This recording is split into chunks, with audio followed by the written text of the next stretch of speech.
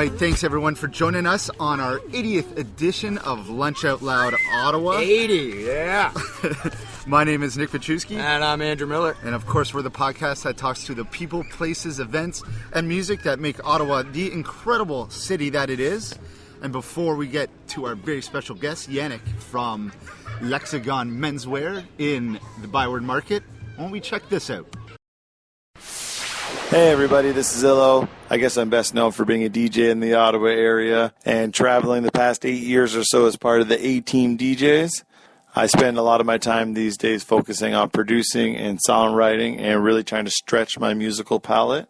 I think you're going to hear some of my music, so sit back and enjoy the rest of Lunch Out Loud right here in Ottawa.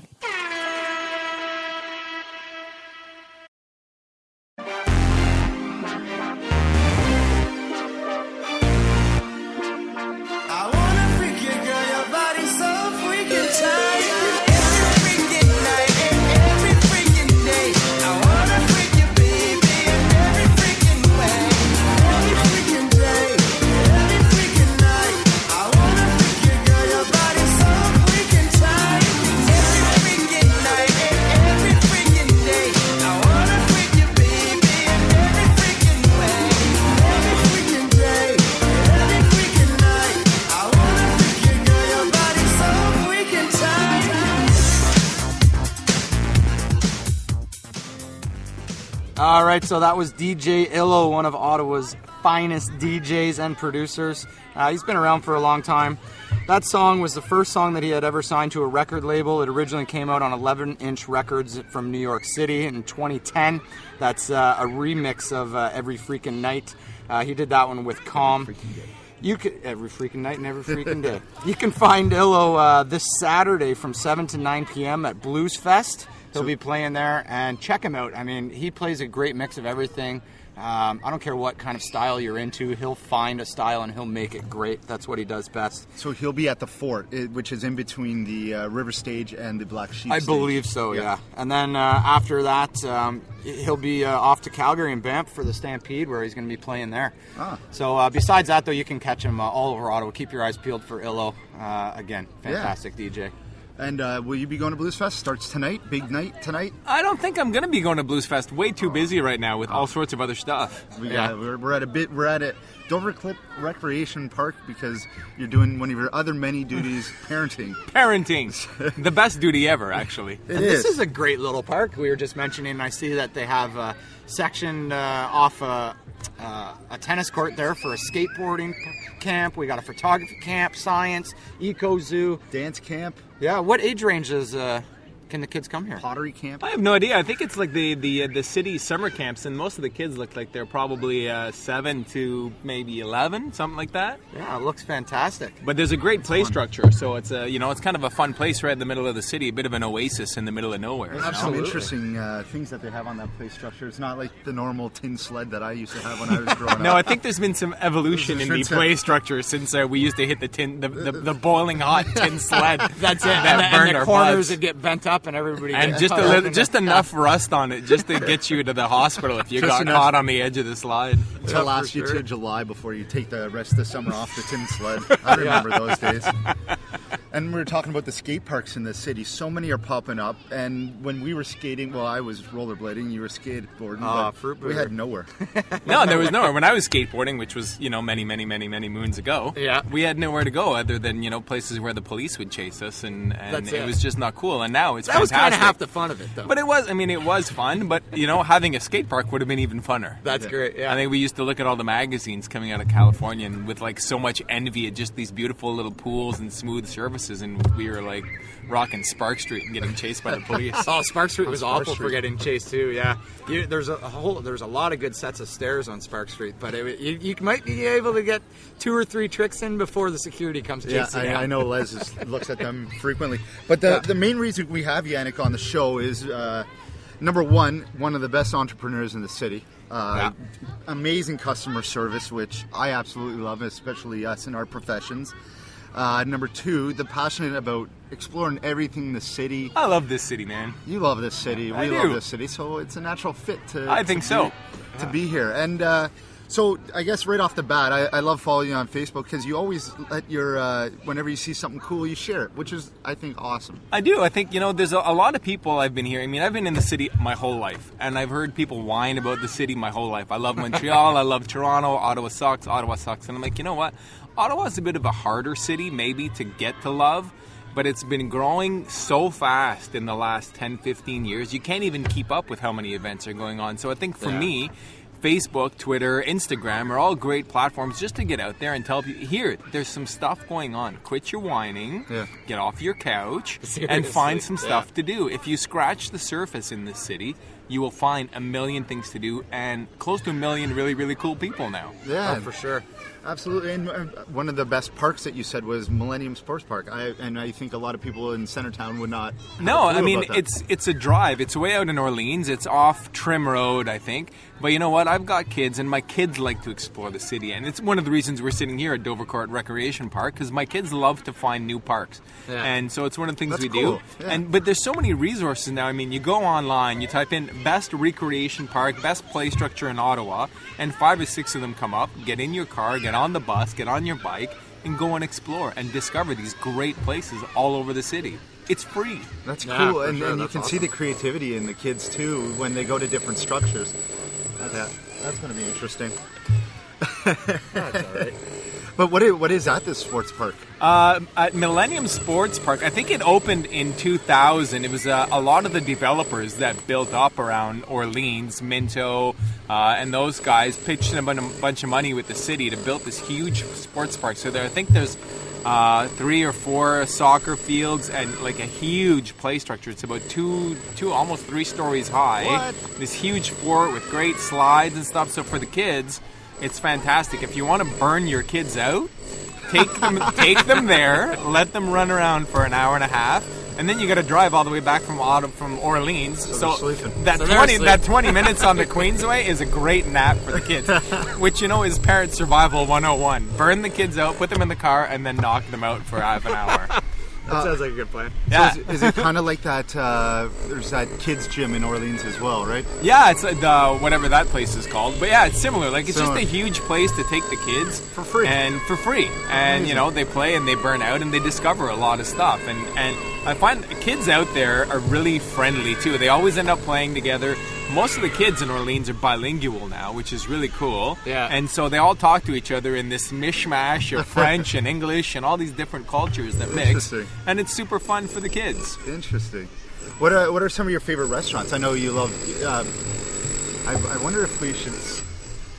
I wonder if we should make that guy stop drilling in the building. Does he not know what we're doing here? It's gonna sound really nice on the Kids playing with podcast. jackhammers out here. I don't know what's going on. Safety first, everyone. Yeah. Give your kids a 5-inch drill bit and let them have the building. That's the construction camp going on. Yeah. Now, what is it? Bob the Builder. There's some things we can plan for and other things we can't. No. No. Well, I think we can talk over it though. Either way, it sounds like there'll be not so long doing that. Hopefully. So you've been in Ottawa forever. What are some of your favorite restaurants? Like Nick was saying. Right now, I don't know. There's so many great restaurants popping up around the city. It's been really, I think, the last 2 or 3 years. It's like this massive sort of takeover of all these small chefs that are building these great restaurants. I've been trying a lot of the small independents. 468 has been fantastic. The Savoy, which opened about a year ago, has got a great burger. Oh, yeah. There's just so many small little places that are worth exploring that are, some of them are off the map a little bit. And people, I find, are intimidated. They don't know these restaurants. They don't have a huge reputation yet. Yeah. But they're worth trying out. I mean, pick a restaurant, find a local guy, and just go. Yeah, for sure. And Kyle Proulx, that was working at Zen Kitchen, just moved to Lowertown. So that's going to be interesting to go to Lower, because he was an incredible chef there. And even some of the older restaurants, I find, are because there's so much competition now, a lot of the older restaurants are having to up their game and change their menus. And the food scene is really blowing up nicely. It's really fun. Yeah, so we're really lucky to have that here. Another thing you're big on is photography as well. Yes. So, following your passion for photography, you have your first show. So what can people expect? Yeah, my first show's coming up. We're doing a little show at Le Carafe in Hull on July 31st. We're going to be showing, I think I'm showing about a dozen pieces. Probably 8 shots, 8 or 9 of them are from Ottawa. I do a lot of shooting around the river, some big landscapes. I'm a big fan of really interesting light. And I shoot late at night sometimes in the middle of the night when, the only light available is the moon. And I like to sort of look for movement in the sky, movement in the river. I think we have such a beautiful city with this beautiful river that runs through it that we don't take enough advantage of. I mean, the infrastructure isn't there yet to really take advantage of the river, and I think that's coming long term. If you look at some of the urban planning between the city and the NCC to really develop the riverbanks around downtown, because it's gorgeous. So what I did for this exhibit is I printed, I think, 12 pieces. All of them are printed on brushed aluminum. And so they're nice big prints, and they're really, really crisp. They look almost like 3D. It's a new process, and it looks really, really sharp. Oh, wow, that sounds cool. 1 second. All right, so Change the location. In a Lunch Out Loud Ottawa First, we did a change of location as the hammering of the side of the building got to us a little too much. Yeah. So that was a little too annoying. Yeah. So now we're at a little park right behind the Parkdale Market. Another beautiful little spot. We got a nice little splash pad here for the kids and lots of play structures. And the play structure we spoke about is where your kids ran to. That crazy blue one. The crazy blue one. Yeah, they're into the climbing structures right now. So right on. Whatever makes them happy. Anyways, all right. So we were talking about. So you have a photography event. Your first one. My first July photo 31st. exhibit. July 31st, which is I think a Thursday night. We're going to do a little snacks and drinks from 4 to 8 o'clock at Le Carafe on Montcalm in Hull. Right and on. I'm really stoked about it. I'm really excited. That's awesome. How long have you been dabbling in the photography aspect? Probably about 15 years now I've been shooting on and off. Well, that's good. So you got a little bit of experience before everything went digital then. Yeah, I shot on film for a long time. It actually took me a long time to switch to digital. I was not a fan of digital when it first came out, so I was a pretty late adopter, which I think was good. It sort of forced me to learn technique a little bit better than I would normally have to. Yeah, just know the basics better. It's pretty easy to cheat with digital now. Yeah. Although it's still not an. All right, so thank you so much. Now it's working perfectly fine. Of course it is. It's technology. Yeah. See, there you go. Wonderful. So, Yannick, tell us a little bit about L'Hexagone, how you came about into it. You were a big government employee, and then decided to follow your passion. I think it was, L'Hexagone was a long time coming. As a sort of young adult, I think probably from the age of like 17 to maybe 25, I worked in a couple of different stores, including a very small store on Dalhousie called Bleuenville, which a lot of people remember. It was there for like 25 years. It was an institution. And I loved it. The whole time I was at that store, I loved it. I met a ton of people. We sold great clothes, and we had a blast. And after I left, because I said, I need a big adult job, and I got a government job, and I worked as a consultant. Why did you say that? Why did you believe that you needed that adult job? I don't know. I mean, I think it's not. It was probably not sustainable for me at the time. I wanted to go to school, and I wanted to go and do something bigger, and I wanted to try my hand at a real job. And so I worked for a consulting firm, and that worked out for a couple of years. And then I worked for the government for about 10 years. And in the back of my mind, I always sort of harbored the dream or the idea of opening my own clothing store. I've always loved fashion, and my experience as a teenager or a young adult working in stores was so fantastic. It's got to be doable. And so after about 10 years in government, I really realized that it was making me absolutely miserable. Wow, 10 years. 10 years, and I loved it. I had a great career. I did lots of amazing stuff. I skyrocketed through the ranks. I worked at National Defense. I got to travel the world and do lots of really cool stuff. But really, after a good, hard look at myself, I said, you know what? I'm miserable. And that sort of prompted the decision, what can I do now that's sustainable, that I can feed my family and pay my mortgage and make a living? And so I came back to sort of my original love, which was opening a boutique. I was lucky that my business partner today, Etienne, he'd opened a boutique in Gatineau about 7 years ago after Blainville closed. We've known each other for about 15 years. Okay. And so I asked him, what do you think I need to do it? And he said, well, why don't we get together and look at doing something with my store? And so what we ended up doing was closing his store, which was on Saint-Joseph in Hull, and moving it to Dalhousie, where we both worked together at Blainville so many years ago. And that was about 2.5 years ago now, and it's been really... Is it in the same location? It's 2 blocks down. We down. were a little closer. Blainville was at the corner of Clarence and Dalhousie, and now we're at St. Patrick and Dalhousie. But we wanted to be back in that neighborhood. I mean, no other menswear stores had come into the market. I mean, there's some stores that dress the younger set, but there was nothing really for men. That 30 to 75 sort of age group that was offering fashion on the market. And so that's what we did. How many conversations did it take for you to, with Etienne, to decide? One. Really? Just one? You know what? We went and we sat down for coffee, and honestly, I had no idea what I was doing. I knew I wanted to leave the government. I knew I'd put a little bit of money away to do something, and him and I sat down, and he'd already been in business by himself for 5 years. I had no idea what I was doing, and he said, "You want to do this?" And I said, "Yeah," and we shook on it. And I'm a man of my word. And so all of the self-doubt that followed, all of the fear, the sleepless nights of, oh my God, what have I done? Can I do this? I had to go through them, but I'd given him my word and I'd shook on it. And so, it took probably all of the courage that I could muster to become a businessman and an entrepreneur, and I'm really glad I did. And everything's you're still with 18. We're still together. We're 50-50 partners, and it's a really good partnership. I mean, we're very different. We approach problems very differently. We have very different philosophies on a lot of things, and as challenging as that is, it's really great because it really pushes both of us to grow and to learn how to listen and to really probe questions that are hard. I mean, a business is a complicated relationship, and it's a different sort of relationship because it's based purely on success and finance. And those are fundamentals. I mean, we can't afford, like any other person in business, you can't afford to fail.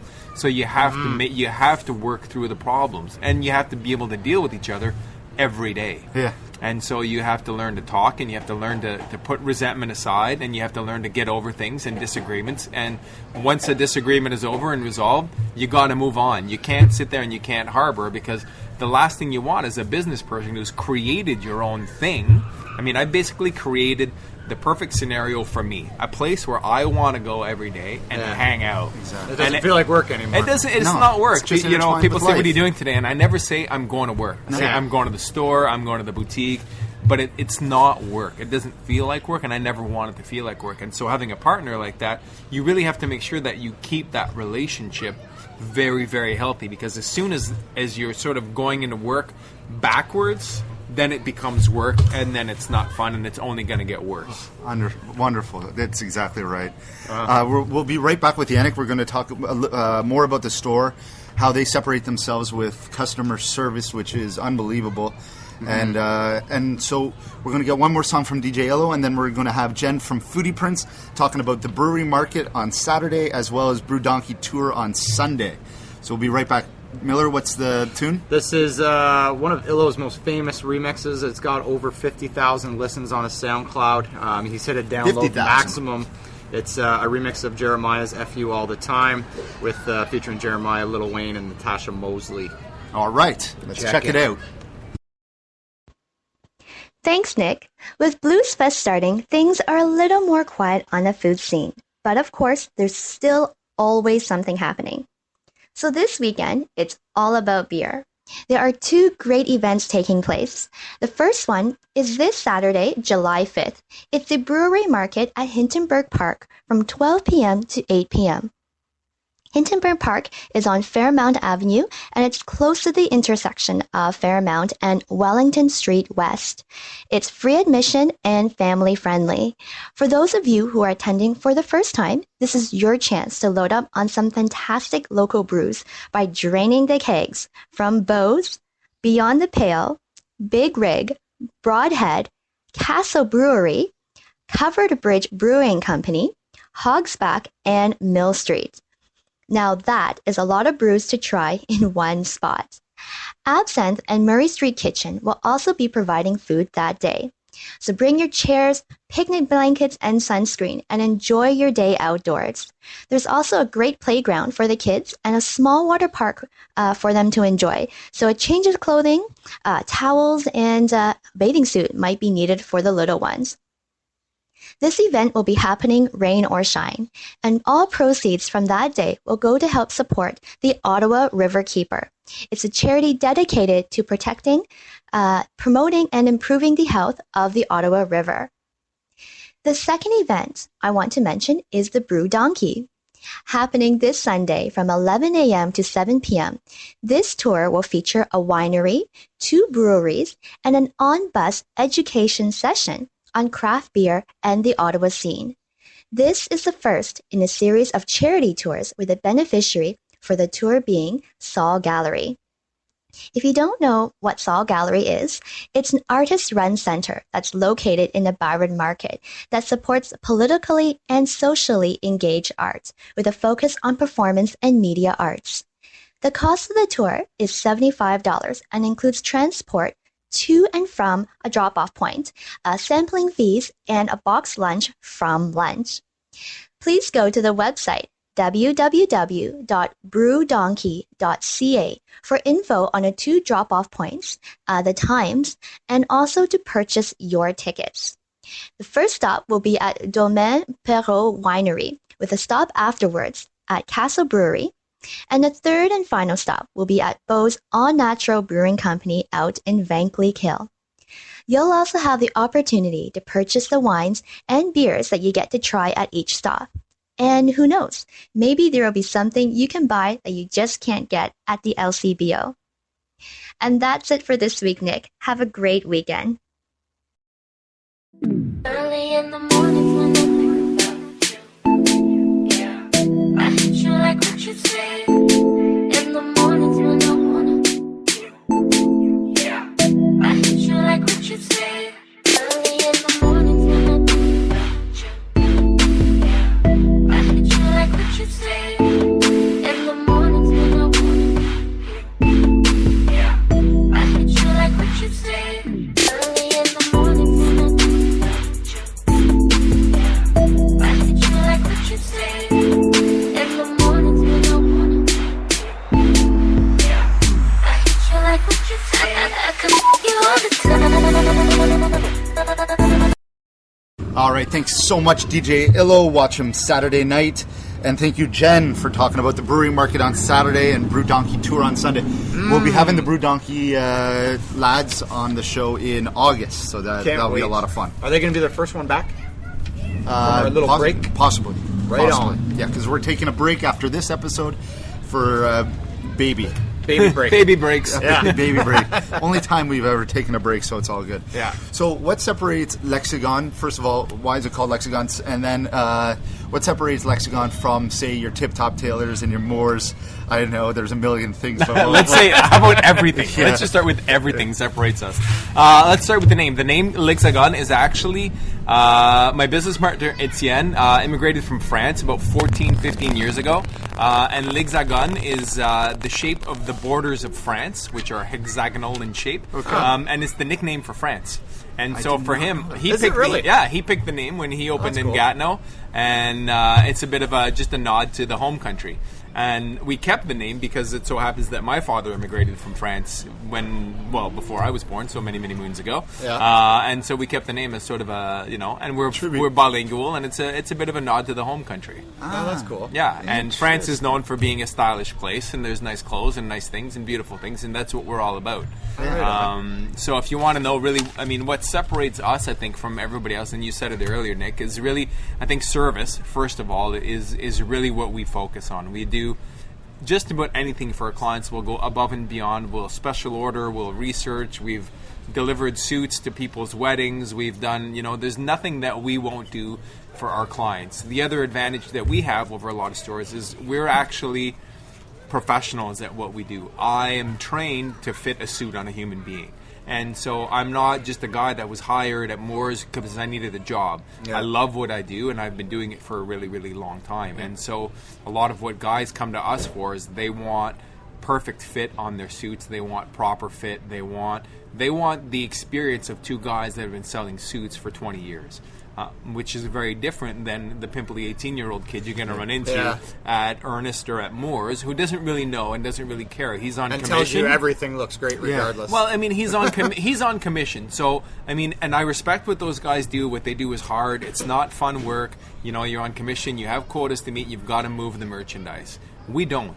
We're owners, and we're there to serve people. And, you know, to me, it's more important to create a client than it is to make a sale. So if you come in the store today and I don't have something that fits you, I don't have something that works, I'm not going to lie to you. I'm not going to sugarcoat it. I'll tell you, hey, listen, I don't have anything for you today. Or we can do this, we can do that. I can special order. Or I know I've got this coming in the fall.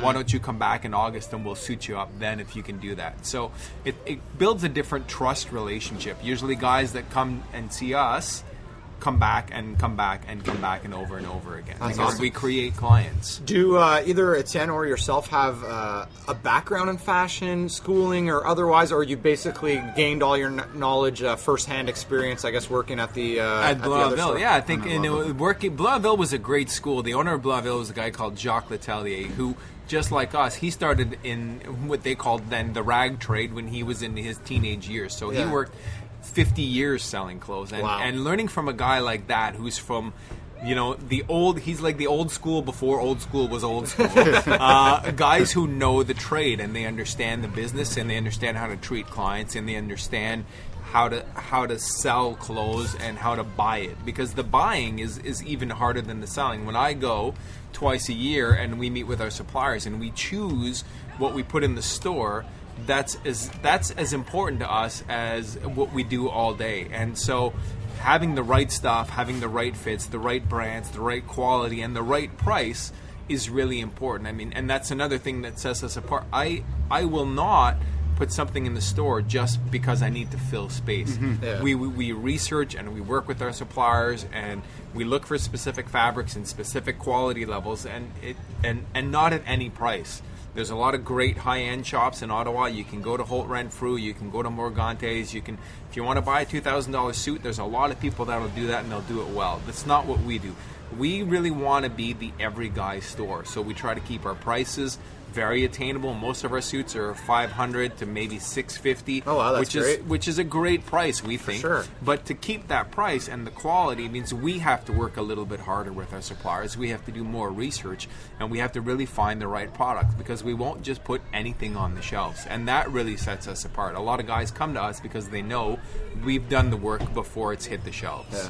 Where are some of the places that you guys go to outsource the fabrics or whatnot, or shopping some of your suppliers? Do you travel out of town? We travel out. I mean, most of our suppliers are in Montreal. That's where the big importers are that bring in fashion from all over the world.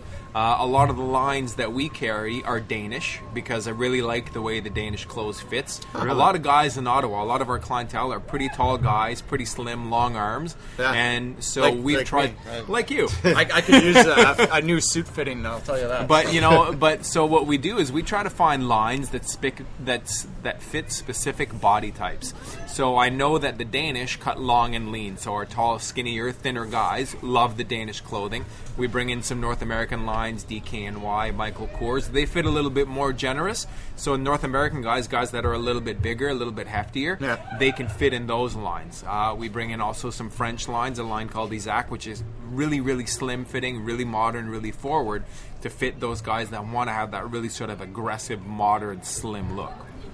Wow. So a lot of it is research, and now with the internet too. I mean, we can search online, we can look at we follow all sorts of different fashion bloggers. There's also huge market. How many hours a week do you spend doing that? Oh, I couldn't even tell you. I mean, if I would be doing that nonstop. It's never ending. Like I probably spend a couple hours a day just looking at what's coming up. On my own Facebook page, every Wednesday I publish a little feature called Style Wednesdays, which a lot of guys really like, where I try to find some really new, really innovative looks that I can show, just to keep people sort of motivated and inspired on dressing up. I mean, we're seeing guys really start to dress up in this city, and that's fantastic. Do you have a bit more? Is it? Do you have some casual wear as well, or is it mostly suits that you do, or what are some other We items do that you have probably. I mean, we can dress. One of the big things that we wanted to do with the store is we understand that guys in general don't love shopping. So if guys, my biggest fear, basically, a lot of guys have that. A lot Hate of guys, they just don't like shopping. So we try to have in the store the full gamut. So you can come in and one-stop shopping and do your jeans, your t-shirts, your shorts, your underwear, your socks, all the way up to a tuxedo. Wow. So we've got clients now that actually travel from Montreal to Ottawa just to shop at L'Hexagone because they find it easier to do that than to have to go through 5, 6, 7 different stores For sure. to find everything they need. And that's part of what we Not do. too many guys like to go to 5 or 6 different Yeah, stores. so most that's- guys hate going to. So we actually, even for that reason, started back in September. It's almost a year ago now. Started carrying shoes because a lot of guys are like, if you had shoes, I wouldn't have to go anywhere else. Wonderful. And so we brought in. I mean, we did a lot of research. It took us a couple of months to find the right supplier at the right price point for the right quality, and we brought in shoes, and we've been doing really, really well with it. So I mean, great. we're here to listen and to meet the requirements of our customers. Wow, And that's amazing. And I've seen you at many fashion shows, and you love to help the local fashion scene as well. Can you- Absolutely. Is it true about Ottawa Fashion Week? Was that canceled for this Ottawa year? Fashion Week was canceled. I think the guys who were putting it on, Bruno and his team, I think it just became too much. I mean, it's a big event. It's a ton of work. He's a very successful business guy. He Yeah, runs young salons guy as well, yeah. and and it's a lot of work. And I don't know if Ottawa's ready for something Especially like a full Ottawa week. Fashion Week. I mean, it's, Maybe Ottawa Fashion Day. Ottawa Fashion weekend. Day. I think what they did was fantastic. I mean, they can't be faulted. They put on a great event. They did it for I think almost 10 years. But Ottawa is not that forward thinking yet in its fashion scene. I think what happens is you try to develop new designers and new styles, and that's really, really hard. Ottawa's becoming a big city. It's still just 1 million people. I mean, you look at the cities that have fashion weeks. It's Milan, it's Paris, it's Montreal, it's Toronto. These are huge cities, and I don't think Ottawa yet. And I mean, it's growing and it's coming. Has enough people to sustain that level of an event that supports just fashion. Yeah, we need to continue supporting our local designers so I think people it's- can continue following their passions before they leave to Toronto and I think Montreal. it's super 'cause- important. I think we lose a lot of talent in a lot of areas to Montreal and Toronto because we're just not big enough yet. Yeah. And I think Ottawa is still mostly a government town, although that's changing slowly. But I think people need to embrace the new. I think people need to not be afraid, and that happens a lot. I think we were talking about restaurants earlier, or even different stores. People are used to going to where they go. If you go to Milestones every Friday, you go to Milestones every Friday, and there's nothing wrong with that. But there's so much more out there. There's so many great little local restaurants, local shops, local events that are worth discovering if you just get out of sort of your normal patterns and take a risk. Yeah. And Ottawa is not known as a big risk-taking city, so I think one of the things that I try to do is to really explore the city and to not be afraid to walk into a new business and a new restaurant and a new store and go and meet new people.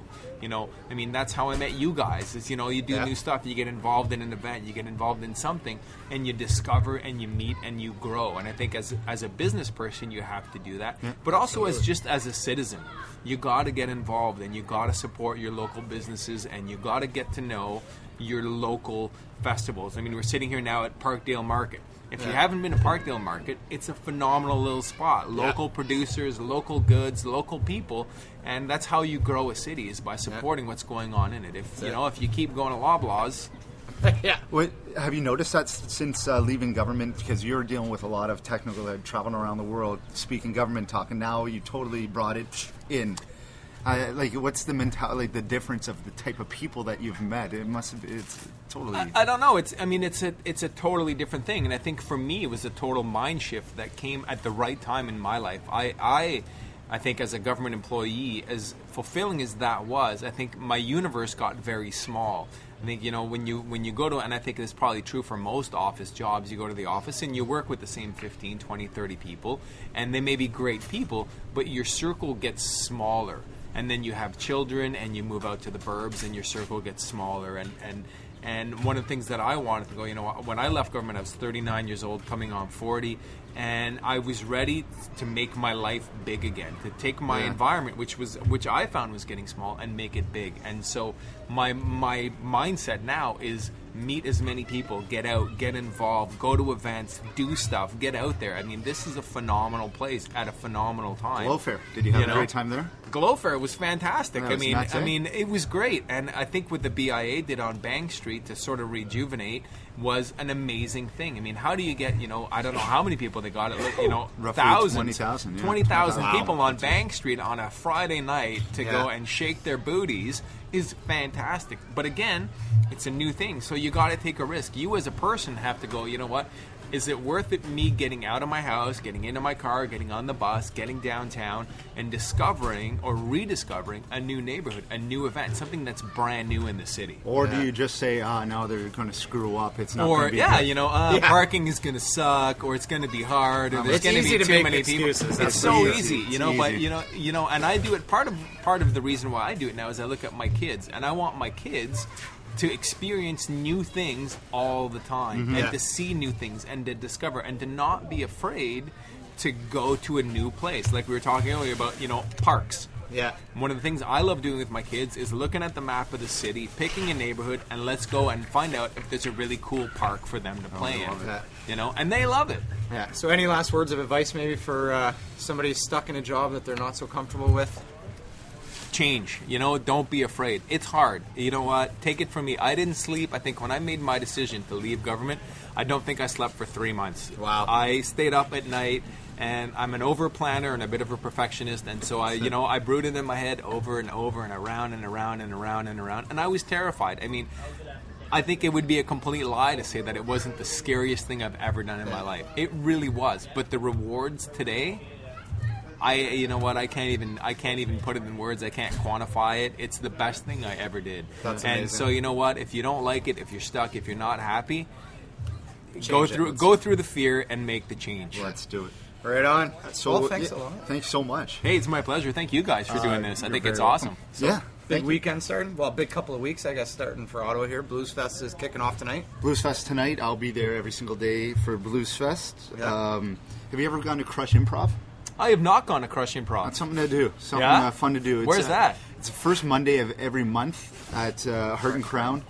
I go Which as much Heart as and possible. Crown? The one, The one downtown. the market one. The market one? But it's so they bring in the team that won the previous month, and then they assemble 3 other improv people, and they kind of have an improv battle. That's for awesome. $5-10. I did a lot of improv in high school. Oh, That was really? a lot of fun. It's a great thing. Oh, improv. Ottawa's for sure. incredible Well, at I improv, think yeah. if you're a person who's a little bit shy and sometimes afraid to speak in public, which is a really important thing to be able to do in general. Yeah. I've tried doing some improv. Get out there and put yourself out there. It's so phenomenal, much fun. and you meet the coolest people. Absolutely. I did it down the street over there. There's many other great concerts at all the other venues. Of course, World Cup on Saturday, 4 p.m. You got the Dutch Up, Holland, up. versus Costa Rica, which should be good. Tonight, the CFL team, the Red Blacks, start. Oh, is that their first in-town game? It's No, not in it's town. their First their away. first official season game. Oh, right on. So they'll be coming around town soon, though. July 18th. I July think. 18th is the first game. I game, think yeah. that's Oh, going to there be you go. super. That's amazing Are you for going the to that? city. I'm not. My kids are going actually with my brother. Oh, Yeah, that's right on. who's a huge football fan. So Well, it's hopefully awesome. that's a lot of fun. You excited? Yeah, There you they're go. Go Red excited. Blacks.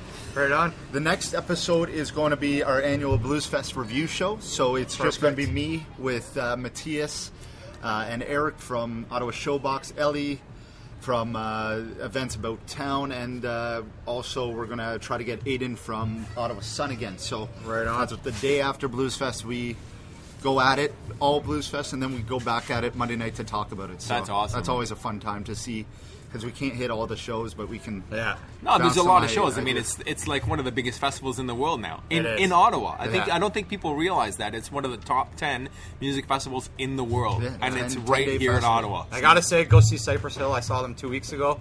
Amazing. I wasn't expecting much. I thought, they probably wouldn't play much of their old stuff, but they were absolutely fantastic. I heard that was a really good show. Yeah, I've they also were heard really that, good. so that's going to be interesting, Yeah. because I would not have thought that.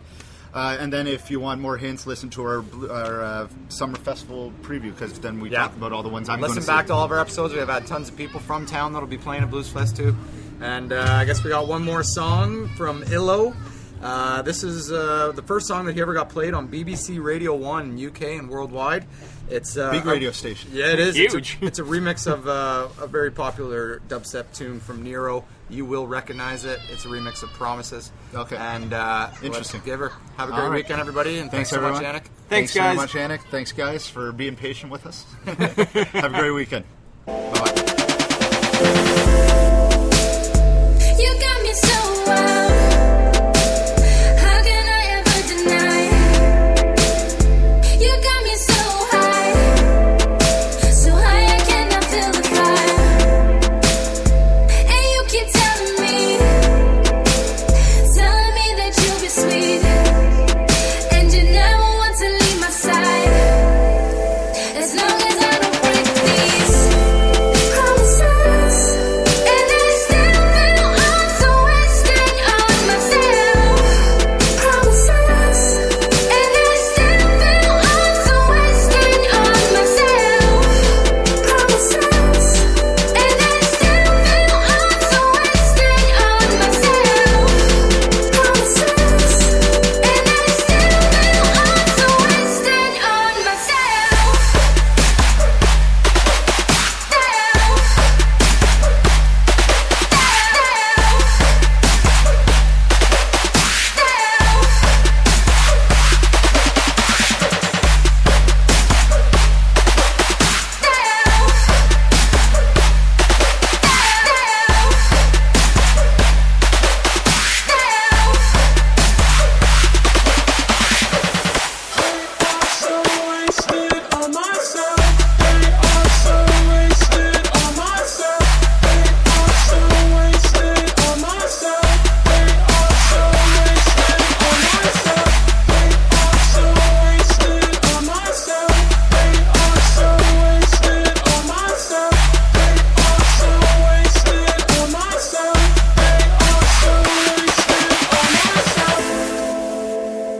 You got me so wild.